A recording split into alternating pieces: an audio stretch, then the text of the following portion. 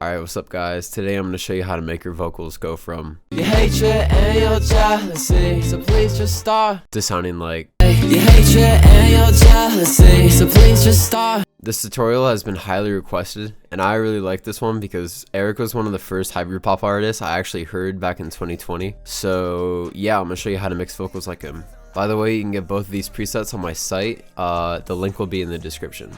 Okay, so for this mix, I have two different layers. I have the main layer and I have a background layer. They're pretty similar, but there are some slight differences. Alright, to start off, I have a fruity limiter. I'm using this to basically compress the vocals, and I also have it running a noise gate, so any background noise is cut out. After that, I'm running a fruity compressor.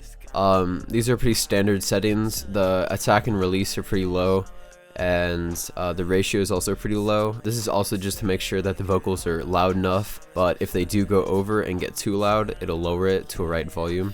Next, I'm using Auto-Tune Artist. This is my favorite auto-tune from Entourage, and for this one, I have the retune speed set at 15, and I have the flex tune set at 20, because although Eric does use auto-tune, his auto-tune is a lot more fluid and kind of smooth in comparison to a lot of other hyperpop artists who tend to have their auto-tune turned up all the way, and yeah, that's it. After that, I have an EQ. What this does is essentially cuts off the low ends and cuts out one of this kind of like ugly mid-low frequency right here, and also boosts the highs. Next, I have another EQ. This also cuts out two kind of gross mid and low mid frequencies, and once again boosts the highs to kind of give it that hyperpop mix where it's really bright and really loud.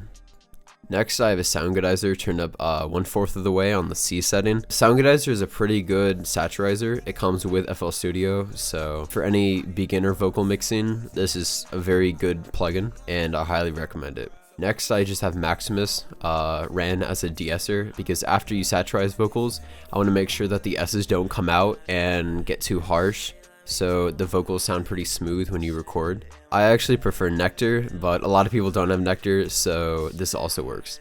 Alright, next I have a multi-band compressor. I just use this to make the vocals once again crisp, and also not too loud, and just use to properly compress each part of the EQ. After that, I have reverb. I have the cut turned up pretty high, because I mainly just want the high frequencies reverbed and not really the low frequencies. Along with this, the wet knob and the decay knob are turned up pretty high. This is at 4.6 seconds. Alright, next I'm using delay 3. I really like delay 3 because it has a lot of options and lets me make the delay super specific. So the time is at 8, and I also have it panned to the right a little bit, 17%. This just makes it kind of fill in the spaces where you aren't singing, and overall sounds pretty good. For the background vocal preset, it's pretty similar, except there's a few small differences. So like the second EQ, it's cut a little bit higher because I don't want as many kind of lower frequencies in the background. I kind of want it to be more crisp and mainly high ends. Along with that, instead of reverb and delay, I have a chorus effect. This is just to make the vocals sound more wide altogether, and along with that, I'm using stereo enhancer, which is also just used to kind of spread out the vocals in the background so it sounds like altogether more full and just a lot more bright. I just don't wanna. Alright, for the actual vocal layering, I just have two layers. So I have a main layer, which I have connected to the main preset, which sounds like this. Your hatred and your jealousy, so please just start and let's just slow down. So you can hear the delay and the reverb working pretty well, and you can hear it's really crisp, and there's not a lot of low ends, but it also doesn't sound too cut off, and yeah.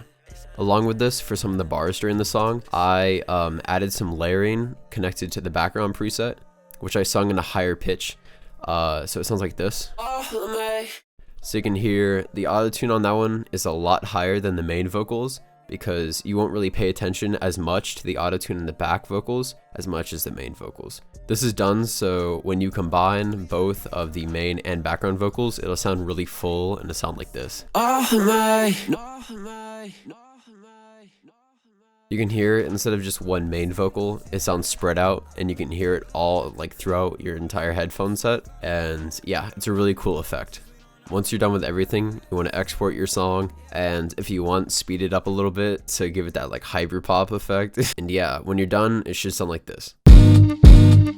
What?